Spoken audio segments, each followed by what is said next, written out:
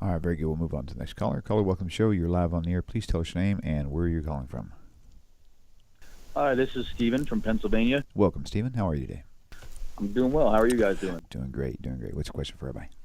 Hi, my question is simply, in Psalm 51:7, Christians try to use that passage as a way to prove there's original sin. I was just wondering if Rabbi could shed some light onto David's true context there. Psalm 51:7. You got it, boss. All right, thank you. Go ahead and hang up now. Get you in for your answer. All right, thanks. All right, bye-bye. Yep, bye. All right, bye-bye.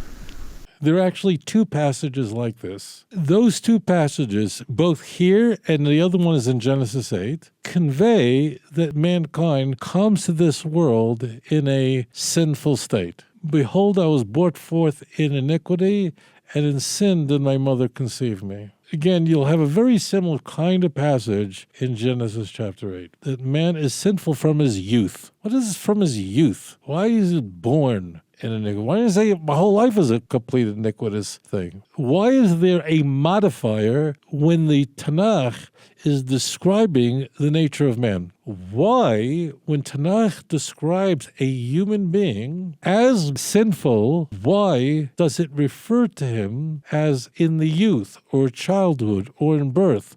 What is that? Why doesn't it say man is sinful in his middle ages? Man is sinful at his bar mitzvah. Why is there a modifier there, my friends? So listen very carefully. When we think of children, conventionally we say, child, so innocent.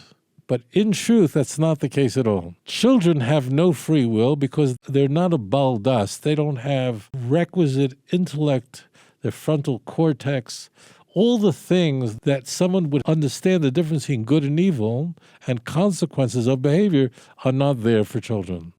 We say they're innocent, but in reality, if you think of how children behave, sometimes, you can sit there with your kids and go, why are you taking your sister's toy? In truth, when a child comes to this world, all it has is just drives and then lay it onto an ego. And only when a child reaches 12 or 13 years old does the superego enter a healthy person. What's the superego? The moral precepts of the mind. The 2-year-old doesn't understand good, evil, my mommy's needs. He's so selfish. Why are you taking your brother's toy? Why are you taking your brother's food? Why you throw the food all over the floor?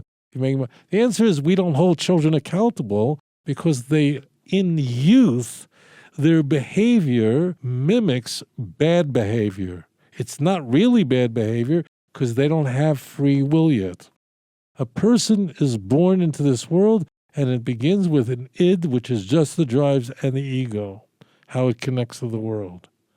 But it does not have a sense even that there are other people with other needs. It doesn't even realize that there's something else going on in the world besides him. He thinks the whole world's around him and there's no one else.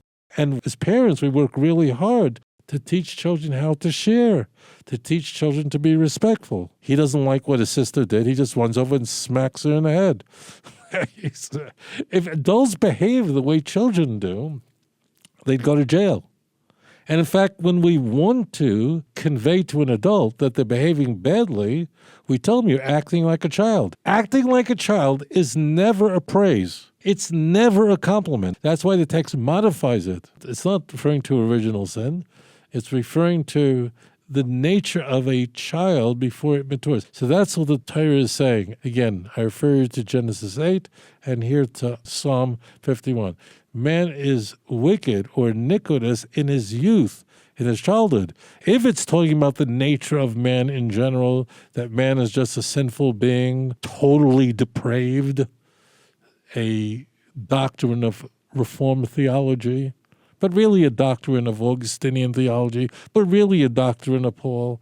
So why say youth? So that's why there's a modifier there. In youth, children are wicked. We don't say that yet. Why? Because we understand that children don't have the intellectual requisite in order to behave in a different way, and it's going to take them a little time, and we don't punish children for crimes. Thank you for your question. אדון עולם אשר מלך בטרם כל יציר נברא לעת נעשה בחפצו כל אזי מלך